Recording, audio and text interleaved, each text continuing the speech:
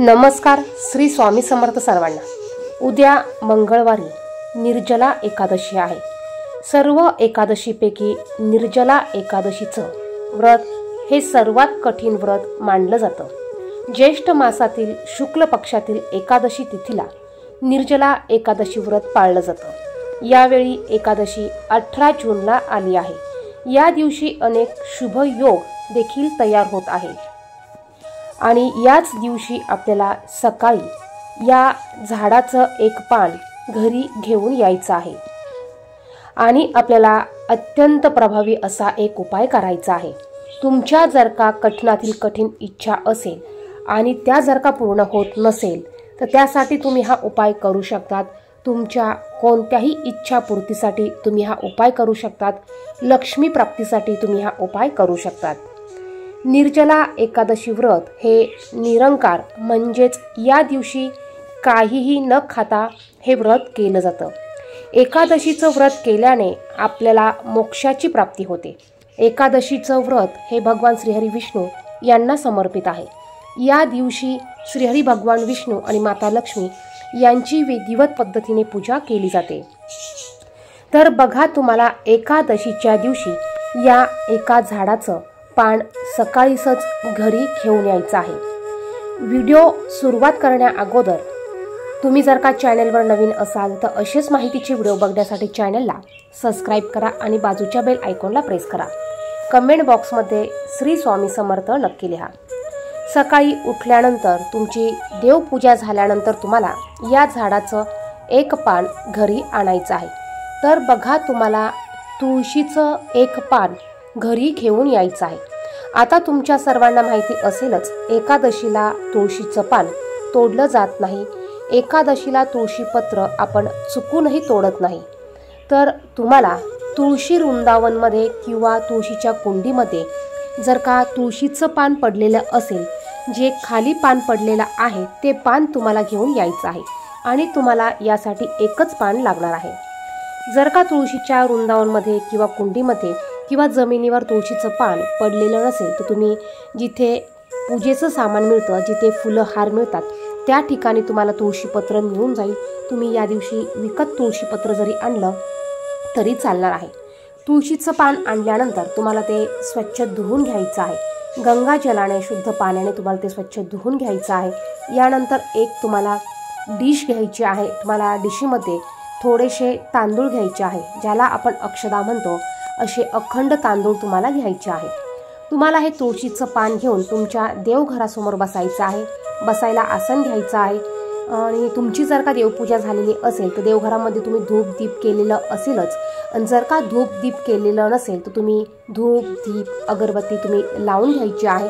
त्यानंतर तुम्हाला हा उपाय करायचा आहे. तुम्हाला एक छोटी प्लेट घ्यायची आहे, यामध्ये अक्षदा घ्यायच्या आहे आणि तुम्हाला थोडंसं पिवळं चंदन घ्यायचं आहे आणि थोडंसं कुंकू तुम्हाला घ्यायचं आहे. पिवळं चंदन आणि कुंकू तुम्हाला एकत्र करायचं आहे. तुम्हाला थोडंसं पाणी टाकून याची पेस्ट करायची आहे आणि तुम्हाला ह्या तुळशीच्या पानावर एका काडीने किंवा बोटाने, शक्यतो काडीने, तुम्हाला तुमची इच्छा लिहायची आहे. इच्छा, जी तुमची इच्छा कठीणातील कठीण असेल, जी इच्छा तुमची लवकर पूर्ण होत नाही, अशी इच्छा तुम्हाला थोडक्यात लिहायची आहे. जसं की तुम्हाला जर का एखादं घर बांधायचं असेल किंवा एखाद्या ठिकाणी घर करायचं असेल तर तुम्ही घर प्राप्तीसाठी किंवा तुम्हाला पैशाच्या समस्या असतील, कर्जबाजारी असतील, तुम्हाला लक्ष्मी प्राप्ती किंवा पैसा मिळावा यासाठी उपाय करायचा असेल तर लक्ष्मी प्राप्ती, तुम्हाला नोकरी हवी असेल, तुम्हाला चांगला जॉब लागावा असं वाटत असेल तर नोकरी प्राप्ती, असं थोडक्यात तुम्हाला त्या तुळशीच्या पानावर 2 शब्दामध्ये तुमची इच्छा लिहायची आहे. यानंतर तुम्हाला त्या अक्षदावर 1 रुपयाचं नाणं ठेवायचं आहे आणि यावर तुम्हाला हे तुळशीचं पान ठेवायचं आहे. यानंतर ही डिश तुम्हाला तुमच्या देवघरामध्ये जर का भगवान श्रीहरी विष्णू यांची मूर्ती किंवा फोटो असेल तर त्यांच्या समोर किंवा तुम्हाला माता लक्ष्मी समोर तुम्हाला ही डिश ठेवायची आहे. यानंतर तुम्हाला माता लक्ष्मी, त्याचप्रमाणे श्रीहरी भगवान विष्णू, स्वामी समर्थ महाराज, आपली कुलदेवता, कुलदैवत सर्वांना नमस्कार करायचा आहे आणि तुम्हाला 108 वेळा ओम नमो भगवते वासुदेवाय हा मंत्र म्हणायचा आहे. यानंतर तुम्हाला 1 वेळा विष्णू सहस्रनाम स्तोत्र तुम्हाला म्हणायचं आहे. बघा, 1 वेळा तुम्हाला विष्णू सहस्रनाम या स्तोत्राचं पठण करायचं आहे. आणि 108 वेळा म्हणजेच एक माळ तुम्हाला ओम नमो भगवते वासुदेवाय हा मंत्र म्हणायचा आहे। यानंतर तुमची जी पण काही इच्छा असेल ती इच्छा तुम्हाला सांगायची आहे आणि ती पूर्ण होऊ दे अशी प्रार्थना तुम्हाला करायची आहे। बघा, एवढंच तुम्हाला करायचं आहे। यानंतर ते पान तुम्हाला दिवसभर तुमच्या देवघरामध्येच ठेवायचं आहे। तुम्ही जर का हा उपाय सकाळी करणार असाल तर दिवसभर ते पान तुमच्या देवघरामध्येच असू द्या। जर का तुम्ही हा उपाय संध्याकाळी करणार असाल तर तुम्हाला हे पान संध्याकाळी आणि रात्रभर तसंच ठेवायचं आहे। दुसऱ्या दिवशी सकाळी उठल्यावर ज्यावेळेस आपण आंघोळ करतो त्यानंतर देवपूजा करायला घेतो त्यावेळेस तुम्हाला सर्वात अगोदर देवघरामध्ये जायचं आहे आणि सर्वात अगोदर दिवा प्रज्वलित करायचा आहे, धूप दीप लावून घ्यायचा आहे, अगरबत्ती लावून घ्यायची आहे। त्यानंतर आपल्याला ती प्लेट घ्यायची आहे, एक छोटा लाल कपडा घ्यायचा आहे, यामध्ये या तांदळातून 108 आपल्याला तांदूळ ठेवायचे आहे, 1 रुपयाचं नाणं ठेवायचं आहे आणि ते तुळशीचं पान आपल्याला ठेवायचं आहे आणि याची एक पोटली तयार करायची आहे। आता ही तयार केलेली पोटली आपल्याला आपल्या घराच्या बाहेर जिथेही तुळशीचं झाड किंवा रोप आहे आपल्याला त्या झाडाला आपल्याला ही जी पोटली तयार केली आहे ही पोटली आपल्याला त्या तुळशीच्या झाडाला बांधायची आहे।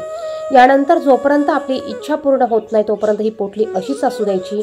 ज्यावेळेस आपली इच्छा पूर्ण होईल त्यावेळेस ही पोटली काढायची आहे आणि पाण्यामध्ये आपल्याला विसर्जित करायची आहे।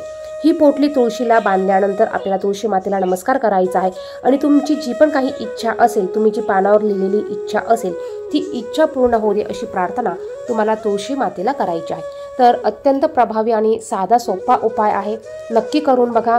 निर्जला एकादशी आहे आणि ह्या एकादशीला देखील इतर एकादशीसारखंच खूप सारं महत्त्व आहे।